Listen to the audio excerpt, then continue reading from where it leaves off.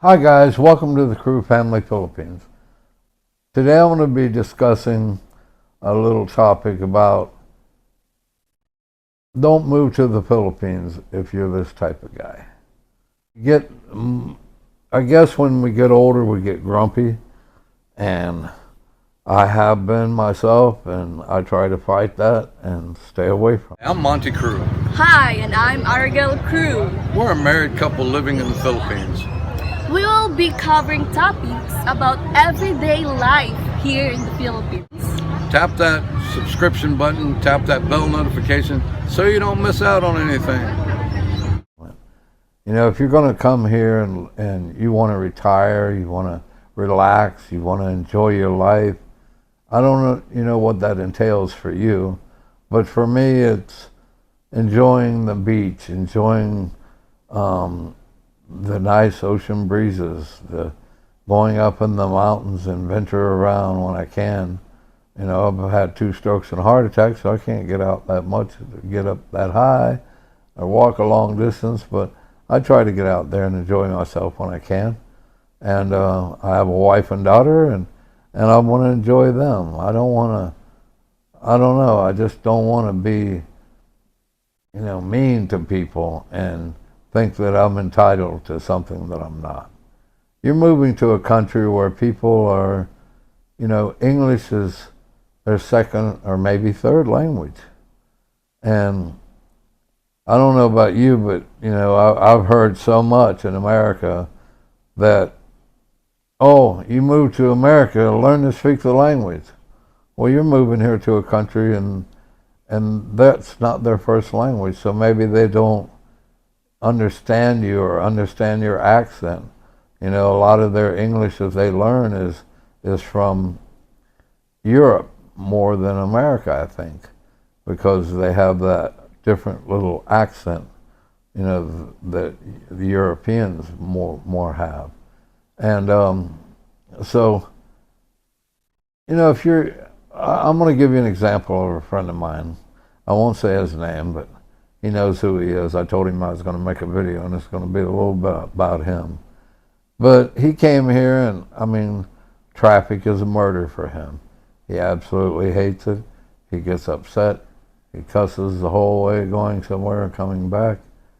That maybe he does that in America too. I don't know, but it's not going to be good for you here to do that. You're just going to get your heart rate up. You're going to get your blood pressure up, and it's not good. And then when you go shopping, you're going to run into stuff like this gentleman or lady that's waiting on you. They don't understand you, or they don't know what you want. Even in America, we'll go to the hardware store and, hey, we call this X because we're from New York, or we call this X because we're from Texas, or we call this X because we're from Florida. So, just in our own country, in the 50 states, things are called different names by the region where you live. So you come to a different country, of course things are going to be called different things than what you're used to calling them. And this guy or gal that's waiting on you, they don't know what you're talking about maybe. So you angrily go into the store, you look around, you find the item that you wanted, you come back there, what are you going to do? You're going to go back up there and show that, hey, this is what so-and-so is. That's not helping anything. They didn't understand you. So what's their first thing they're going to say? We're out of stock. That's the first sign that they don't understand you or get what you need. If you have a pretty good idea, if you're an auto parts store and you need a quart of oil, here you don't buy them by quarts, but anyway, you buy it by a liter. So when you come here and I need 4 quarts of Albaline oil for my car, well, we don't sell it in quarts, we sell it in liters. Oh, well, how many liters is that? And they're trying to figure out, you're buying carpet by the foot or by the yard. Here it's not by the foot or by the yard. So it gets very aggravating if you're that type of person that gets upset about stuff. if you're a happy-go-lucky guy and everything in your world is good and you look at everything positive and you have patience, you will love it here. And I'm not going to say I'm perfect. When I first came here, I got aggravated, especially in traffic. And then now, I just go with the flow. I'm not upset anymore. I might get really upset if somebody pulls out in front of me and almost kills us all, but things happen. But I'm not going to be angry every day, all day long. I can't deal with it. And then a lot of these guys, I met a friend, Mike, and he's still a good friend of mine. And I've gotten a couple upset with him a couple times over the years, but I met him probably 2 months after I got here, and he had a breakfast group, and they met every week, and I used to go to it, and it got so bad because it wasn't all of us just sitting down and talking about our life here and what's been going on, or maybe what we did back in America, or how wonderful our wife is, how wonderful our place is, how inexpensive our rent is, or how wonderful life is here. Instead, no, it was arguing about politics and this and that, and this guy said this, and I didn't like the place where we went last week because somebody else picked it. I mean, come on, it's just like a bunch of little kids arguing over silliness. And my wife used to be in a group as well. It was expat girlfriends and wives, and they all met once a week. And somebody get up and go to the bathroom, and my wife would say, they'd talk about them, and then when they come out of the bathroom and somebody else left to go outside and do something, they'd talk about them till they came back. They sometimes give us a bad reputation because a couple of these bloggers arguing back and forth between each other. I don't have time for that mess. You're never going to hear me talk about their names or who they are or what they're doing or complaining. It's just, some of them promising things that they can't deliver and making up stories so they can get a video out. I mean, good Lord, I started a channel long ago, and me and my wife, it was over 5 years ago, we had a channel. And I don't remember talking about anything really negative, except for, you got to look out for where you're moving to because the dogs are barking, or you got a lot of roosters. I mean, we moved to a place in Valencia during the day, and we didn't really notice the place next door. Man, we moved in the next morning. I was like, good Lord, 3 o'clock in the morning. This guy raised roosters next to us for fighting, for cockfighting. And it was so loud. So we ended up moving to the back bedroom, happened to run the air conditioner, close all the windows to be able to even, get a grip on being able to sleep at all, because it was just insane. And you can get a guy with a huge karaoke machine next door, and he's blasting that stuff 7 days a week. At 6, I got one guy here that opens his up around 6:30 in the morning, closes it off at 7 when he goes to work. But he wakes everybody up in between there. So what am I going to do? Go out there and start yelling at him? That's not going to do any good for him. It's not going to do any good for me. Just have to get used to it. I get up that half an hour and go to the restroom and go outside and just sit until he leaves and then go back to sleep. That's how life is. You're going to have brownouts here. Can you handle that? Can you handle, like the other day, we had all this stuff from this typhoon. And our electricity was out 4 times the other day. My sister-in-law ended up coming here and staying for a day and a half because there was no electricity where she was. So, you're going to be able to live with that, or is that going to upset you? This is another thing my friend does, or has problems with, is, okay, you go to Mandawi foam to buy furniture.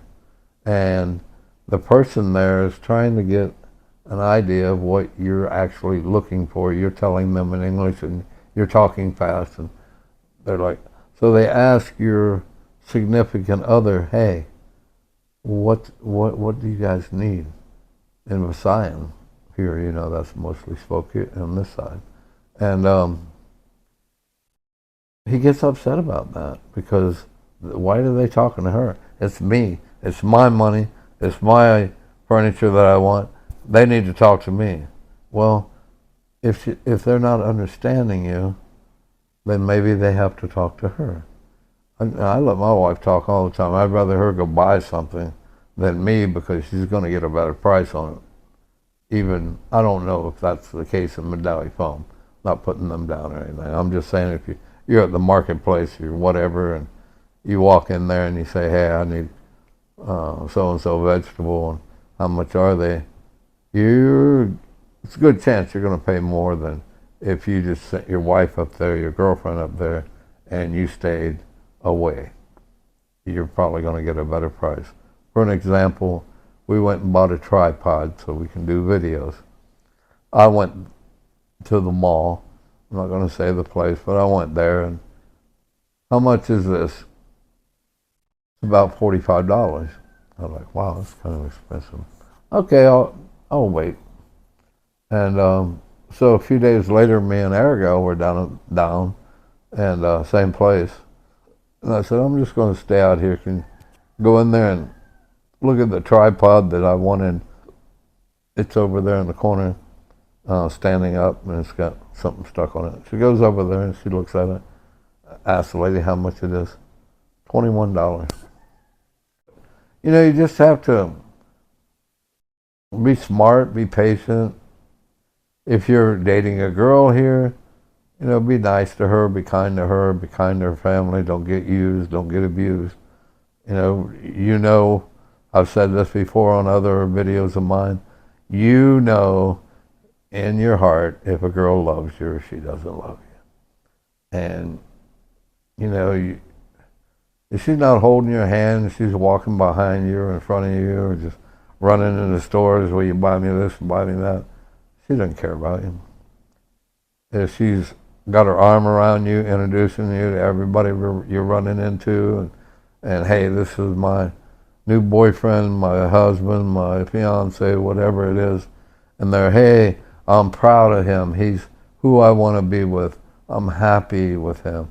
She's always kissing you and hugging you, and you know that all is going to wear off a little bit. So when you start dating, don't think that, ooh, this is the one, until you know you've been together for a few months and you see what she's really like, or what he's really like if you're dating a man here. And people always think that, oh, only men come here and get married to a Filipino or date a Filipino or whatever that is. And by golly, there's women that come over here, and there's quite a few of them. I wouldn't say there's more than men, but there are a few of them here and there, and so don't think that it's just one way. But I never run into the women where they're really upset about the Philippines. You know, I don't like the streets. I don't like the sidewalk. I don't like how this goes. I don't like how that goes. I don't like there's no traffic stop signs or traffic lights or there's no. I mean, the traffic here is just insane, and you have to go into an intersection and push your way through. That's the only way you're going to get across. He said there all day. So think about that before you come here. Think about if you have any medical conditions. You know, I've had 2 strokes and a heart attack. I probably shouldn't be here, but I can't afford to live in the USA right now because we own our house here and everything, so I can't go back to the USA right now. So if you have, like, you know, really bad, you know, thing medically wrong with you, physically wrong with you, whatever, think about that before you come here. I'm not saying you can't come here and live and enjoy life. I think Silliman Hospital or a few of the others are very good. There's other ones, one they call the morgue, because you check in and you don't come out. So you just gotta, think about that. I have a friend that's blind and has Crohn's disease, and he's here. He's doing fine. He gets his medication from America every month, and he's doing fine. So don't count it out just because of the medical things, but that's something to consider.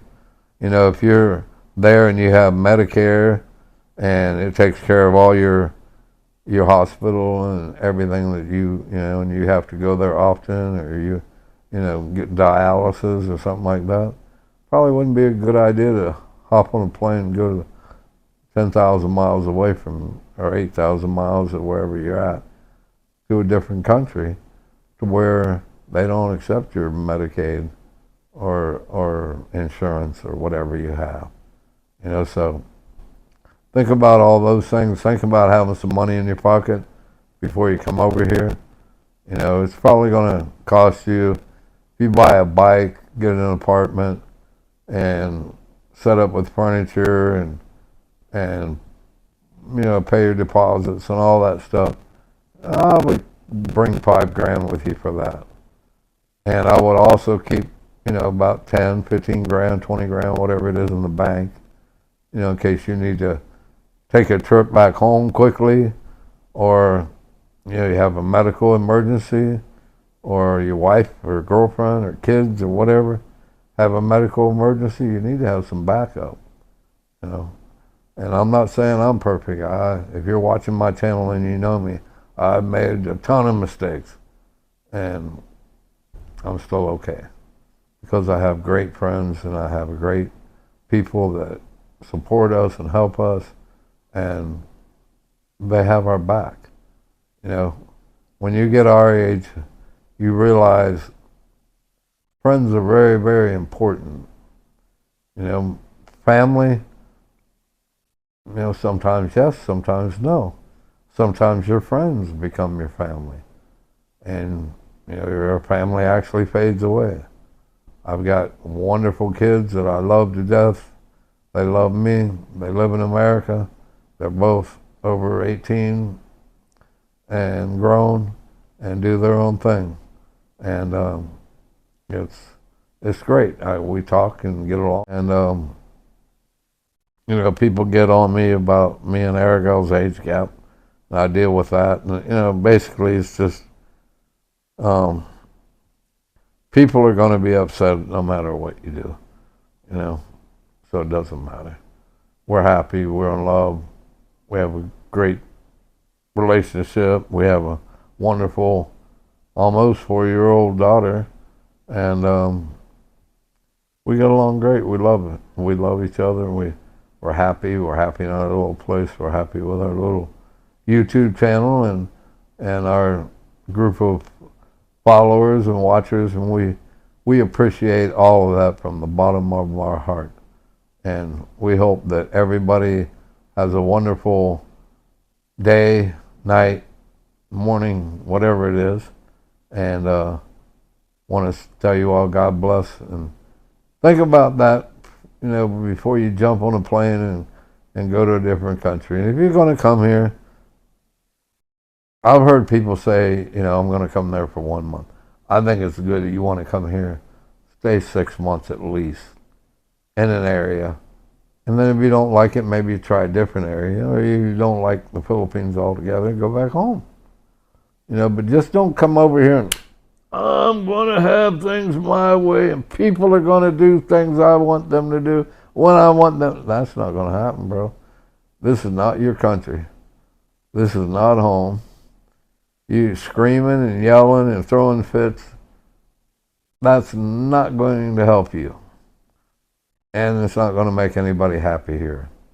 Whether it's an expat or Filipinos are definitely not going to like it. They have a little thing here. They don't like to lose face.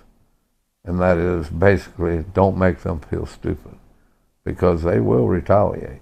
And it can get very scary and very, very bad. And that's something you don't want to happen. So don't try to come over here and act like you're, holier than thou. I'm American. You got to listen to me. I'm blah, blah, blah. They don't care. You're somebody visiting another country, and you need to control yourself. And real quick before I get off, I used to go to Honduras. My ex-wife is from there, and I used to go to Honduras, and I speak Spanish, not perfect, but I speak Spanish. When I went there, people were very patient with me when I would speak my Spanish to them. I didn't know their language, and I couldn't spurt it off just like they do. But I knew words, and I knew how to ask for stuff and get my food and get my clothing and whatever I was out trying to do and whatever. Have that same patience when you come here, because they're accommodating you. You're not accommodating them. And be patient with people. Show love to people, and they'll show it back to you. Take care, guys.